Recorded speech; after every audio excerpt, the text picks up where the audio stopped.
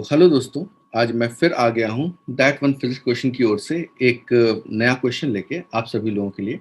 आज का क्वेश्चन मैं थोड़ा सा मैंने इजी रखा हुआ है सो दैट कि हर कोई उसको सॉल्व कर सके। तो शुरुआत करते हैं आज के क्वेश्चन से and the question is three identical cylinders they are arranged as shown in the figure के रूप में अरेंज किए गए हैं। Find the range of force F such that none of the cylinder loses contact with the other। यानी इस force F की value मुझे बतानी है सो दैट कि इन तीनों के बीच में जो यहाँ पे कांटेक्ट क्रिएट हो रहे हैं वो कांटेक्ट बने रहें, वो खत्म ना हो। बता रखा है each mass of each cylinder is m। Her cylinder का मास m है और ऑब्वियसली क्योंकि तीनों आइडेंटिकल हैं तो इनका जो रेडियस होगा वो भी इक्वल होगा पूरी तरह से। आई होप सभी लोगों को क्वेश्चन समझ में आ गया है। आप चाहें तो इस वीडियो को एक बार पॉज करके इस क्वेश्चन को एक बार ट्राई कर सकते हैं और जब आप ट्राई कर लें तो दोबारा से इस वीडियो को अनपॉज करके इसके सॉल्यूशन को चेक कर सकते हैं। तो let's begin with the solution. तो सबसे पहला काम किसी भी क्वेश्चन के लिए होता है कि हम उसका फ्री बॉडी डायग्राम बना लें। तो लेट अस से कि पहला वाला सिलेंडर नंबर 1 है, second cylinder is cylinder number 2 and third cylinder is cylinder number 3। और इसके बाद इन तीनों ही सिलेंडर का हम फ्री बॉडी डायग्राम ड्रॉ करेंगे। तो पहला सिलेंडर हमने यहाँ पे ले लिया। ओहो, तो कुछ गड़बड़ हो गया। पहला सिलेंडर जो कि हमने यहाँ पे ले लिया है, इसका फ्री बॉडी डायग्राम बनाते हैं। सबसे पहले वेट इसके ऊपर डाउनवर्ड डायरेक्शन में एक्ट करेगा। हम इस वेट को mg से डिनोट कर देते हैं। सेकेंड इज इस पॉइंट ऑफ कांटेक्ट पे इस सिलेंडर को एक पुश मिल रहा होगा जिसे आप नॉर्मल रिएक्शन के नाम से जान सकते हैं। ये नॉर्मल रिएक्शन एक्ट कर रहा होगा। लेट अस से this normal reaction is N1। इसके अलावा इस पॉइंट ऑफ कांटेक्ट से इस सिलेंडर के ऊपर एक दूसरा नॉर्मल रिएक्शन एक्ट करेगा जिसे हम पीछे की डायरेक्शन में शो करेंगे और इसको हम N2 के नाम से एज्यूम कर सकते हैं। इन द सेम मैनर मैं सेकेंड सिलेंडर का अगर फ्री बॉडी डायग्राम बनाता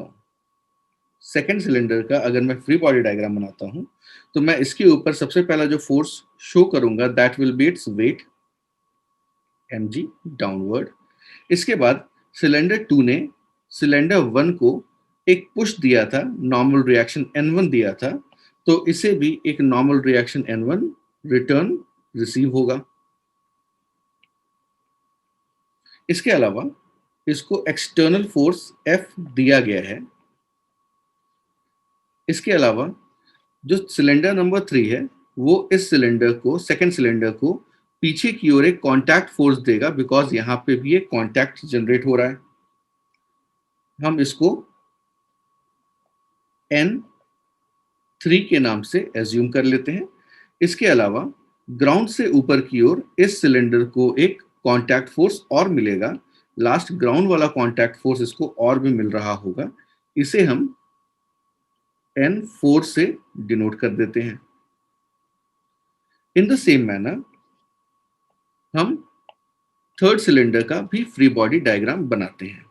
थर्ड सिलेंडर के ऊपर लगने वाले जो फोर्सेस हैं वो सबसे पहले इसका वेट होगा जो वर्टिकली डाउनवर्ड डायरेक्शन में लग रहा होगा। इसके अलावा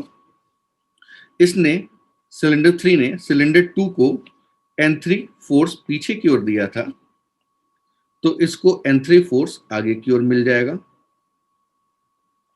इसके अलावा सिलेंडर 3 ने सिलेंडर 1 को एक N2 फोर्स दिया था, तो N2 का भी रिएक्शन इसके ऊपर एक्ट करेगा।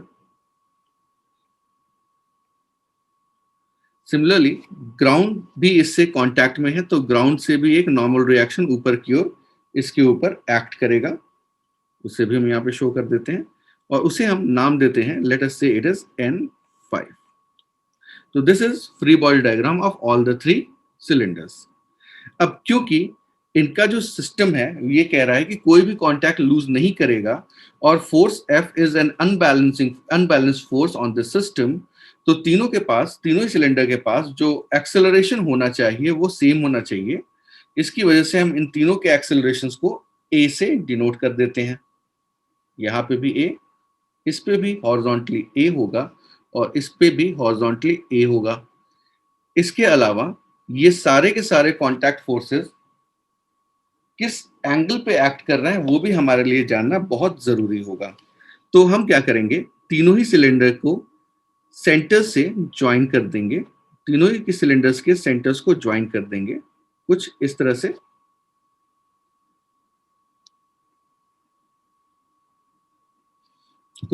ज्वाइन कर देंगे। अब कहेंगे कि क्योंकि ये तीनों के रेडियस बिल्कुल सेम है, इस वजह से हर एक अपनी जगह पे एंगल 60 डिग्री क्रिएट कर रहा होगा और ये इक्विलेटरल ट्रायंगल क्रिएट करेगा। जिसका मतलब ये हो गया कि N1 जिस डायरेक्शन में एक्ट कर रहा है वो हॉरिजॉन्टल से 60 डिग्री का एंगल क्रिएट करेगा। In the same manner N2 जिस डायरेक्शन में एक्ट कर रहा है वो भी हॉरिजॉन्टल से 60 डिग्री का एंगल क्रिएट करेगा। ये दो एंगल हमारे लिए इंपॉर्टेंट हैं, इसलिए हम इन्हें यहाँ पे डायग्राम में शो कर देते हैं। हम कहेंगे पहला वाला N1 हॉरिजॉन्टल से 60 डिग्री एंगल क्रिएट करेगा। In the same manner N2 भी हॉरिजॉन्टल से 60 डिग्री का एंगल क्रिएट करेगा। यहां पे भी हम शो कर देते हैं angle will be 60 degree. And third diagram में भी हम हॉरिजॉन्टल से एंगल 60 डिग्री शो कर देते हैं। आई होप यहां तक की बात आप सभी लोगों को समझ में आई होगी। अब हम इनके इक्वेशंस लिखते हैं। इक्वेशंस मेजरली अगर देखा जाए तो मैक्सिमम नंबर ऑफ इक्वेशंस जो यहाँ पे क्रिएट हो सकते हैं they will be 6 in numbers. 2 इस सिलेंडर के वर्टिकल और हॉरिजॉन्टल के लिए, 2 इसके वर्टिकल और हॉरिजॉन्टल के लिए और 2 इसके वर्टिकल और हॉरिजॉन्टल के लिए। बट यहाँ पे हम वर्टिकल के लिए इक्वेशंस क्रिएट नहीं करेंगे, इन 2 सिलेंडर्स के लिए वर्टिकल वाला इक्वेशन क्रिएट नहीं करेंगे। इसका सिंपल सा कारण ये है कि N4 वर्टिकल के इक्वेशन में N4 एक नया वेरिएबल इंट्रोड्यूस होगा और ये N4 कहीं और यूज नहीं हो रहा है। हाँ, अगर N4 की वैल्यू पूछी होती तो शायद मैं वर्टिकल का इक्वेशन क्रिएट करता, बट यहाँ पे मुझे N4 किसी दूसरी जगह पे वेरिएबल के रूप में नहीं मिलेगा। इस वजह से एक सिंगल वेरिएबल बन जाएगा जो कि एक नए इक्वेशन में होगा। इस वजह से मुझे इसका कोई फायदा नहीं है। Same story goes for N5। तो हम चलो इक्वेशन बनाना शुरू करते हैं। तो सबसे पहले इक्वेशन बनाएंगे फर्स्ट सिलेंडर के हॉरिजॉन्टल कंपोनेंट्स के लिए। हम लोग लिखेंगे N1 cos 60 degree minus N2 cos of 60 degree will be equal to MA. This will be the first equation for first cylinder in horizontal direction. First cylinder के vertical direction के equation की अगर बात की जाए तो हम कह सकते हैं कि N1 और N2 के वर्टिकल कंपोनेंट मिल के सिलेंडर के वेट को बैलेंस कर रहे हैं। यानी N1 sin 60 degree plus N2 sin of 60 degree must be equal to weight of the cylinder. This will become my equation number 2. Third equation की बात करते हैं जो कि सेकेंड सिलेंडर के हॉरिजॉन्टल डायरेक्शन के लिए होगा। हम कहेंगे यहाँ पे F minus N3 minus N1 cos 60 degree should be equal to MA. This will be my third equation. और थर्ड सिलेंडर के हॉरिजॉन्टल डायरेक्शन के इक्वेशन को क्रिएट करेंगे और लिखेंगे N3 plus N2 cos of 60 degree should be equal to MA. This will be my fourth equation. अब बात करते हैं रेंज की कि मिनिमम वैल्यू क्या होगी, मैक्सिमम वैल्यू क्या होगी। तो जरा ऑब्जर्व करते हैं कि अगर फोर्स F की वैल्यू बहुत कम होने लगी तो क्या होगा। ऐसे केस में सिलेंडर 1, 2 और सिलेंडर 3 आपस में कांटेक्ट लूज करना शुरू करेंगे और दोनों के बीच में गैप क्रिएट हो जाएगा, जिसकी वजह से सिलेंडर 1 वर्टिकली डाउनवर्ड शिफ्ट होना शुरू हो जाएगा। तो अगर हम एफ के मिनिमम की बात करते हैं तो एफ के मिनिमम के टाइम पे सिलेंडर 2 और सिलेंडर 3 के बीच में लगने वाला contact force which is N3, it will be tending towards 0। यानी इसको नोट कर लेते हैं, for F minimum N3 will be tending towards 0। Moreover अगर मैं सिलेंडर्स को बहुत ज्यादा एक्सेलरेशन प्रोवाइड करता हूं, अगर मैं इन सिलेंडर्स को बहुत ज्यादा यानी फोर्स एफ की वैल्यू में बहुत ज्यादा इंक्रीज करता हूं, तो सिलेंडर 1 एक तरह से पीछे की ओर शिफ्ट करने की कोशिश करेगा। अगर मैं इसके जी इफेक्टिव की बात करूंगा तो जी इफेक्टिव इस डायरेक्शन में एक्ट करना शुरू करेगा। इनफैक्ट इनिशियली जी इफेक्टिव वर्टिकली डाउनवर्ड था, धीरे धीरे करके जी इफेक्टिव इसका टिल्ट होना शुरू होगा, एंगल क्रिएट करना शुरू होगा।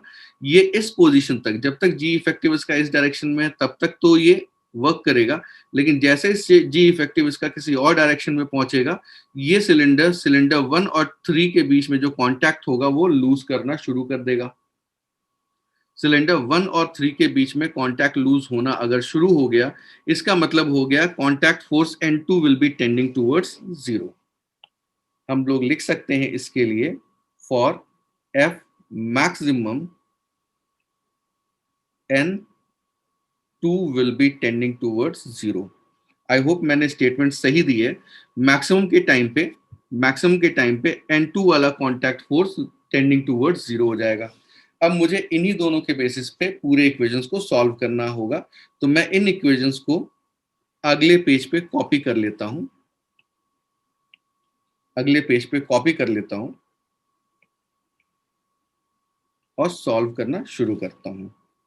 हम पहले एफ मिनिमम के लिए सॉल्व करेंगे, for F minimum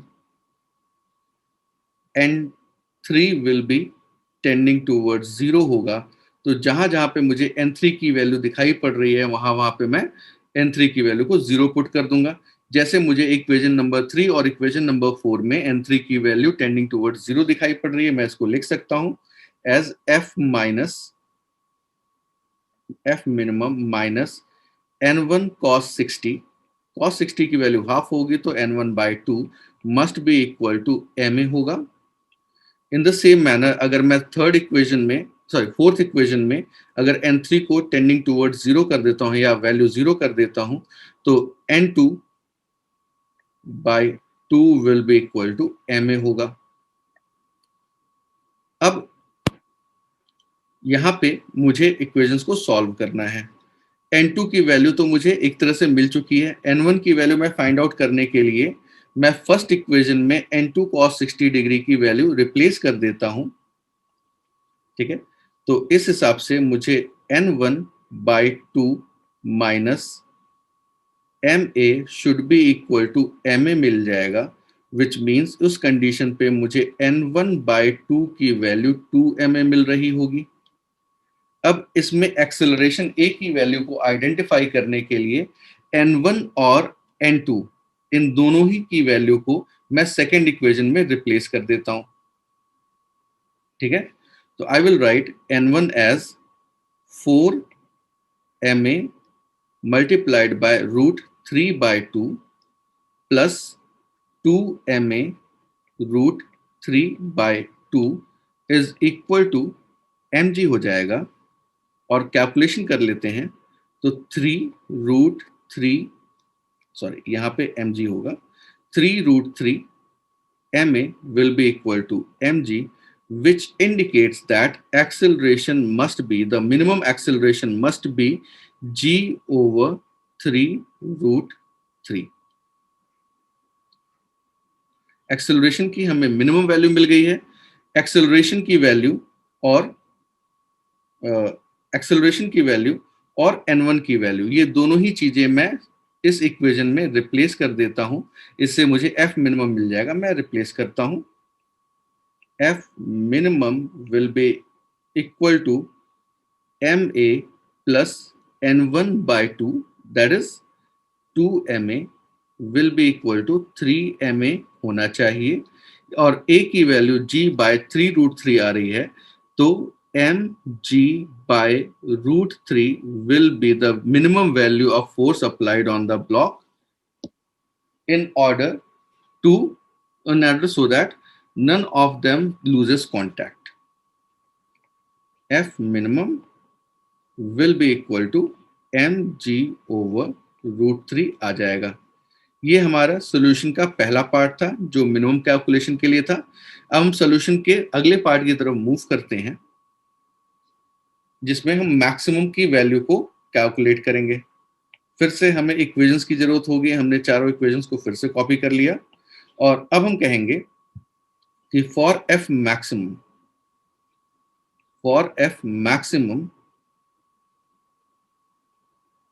n2 will be tending towards 0। जहां जहां पे हमें n2 दिखाई पड़ेगा सब जगह पे हम n2 की वैल्यू टेंडिंग टूवर्ड्स 0 रख देते हैं। जैसे फर्स्ट और सेकंड इक्वेशन में मुझे ये दिखाई पड़ रहा है, मैं इनको गायब कर दूंगा, मतलब 0 कर दूंगा।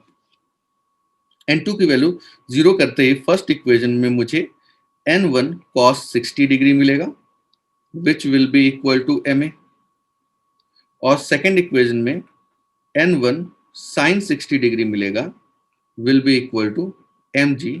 और सॉल्व करने के लिए या एक्सेलरेशन की मैक्सिमम वैल्यू फाइंड आउट करने के लिए इन दोनों का हम रेशियो ले लेंगे and the acceleration will be equal to g by root 3। ठीक है, अब इसके बाद ये हमें मैक्सिमम एक्सेलरेशन मिल रहा है। अब f की मैक्सिमम वैल्यू फाइंड आउट करने के लिए हम सेकंड और थर्ड और फोर्थ इक्वेशन को ऐड अप कर देते हैं सो दैट कि n3 वेरिएबल इस इक्वेशन से गायब हो जाए। और थर्ड और फोर्थ इक्वेशन को ऐड करने पे मुझे मिलेगा f max plus n2 cos 60 degree, जो कि ऑलरेडी हम लोग टेंडिंग टूवर्ड्स 0 लेके चल रहे हैं, minus n1 cos 60 degree should be equal to, sorry, give me a second, should be equal to 2ma। ठीक है, तो f max की वैल्यू अगर देखी जाएगी तो ये 3ma के बराबर हो जाएगी और एक्सेलरेशन की वैल्यू मैक्सिमम एक्सेलरेशन की वैल्यू g बाय रूट 3 है। इस हिसाब से ये रूट 3 mg मैक्सिमम फोर्स मिल जाएगा। f maximum will be equal to root 3 mg होगा। सो हम अगर रेंज की बात करते हैं तो f will be greater than और equal to mg over root 3 and less than और इक्वल टू रूट 3 mg होगा। And that will be my solution for today.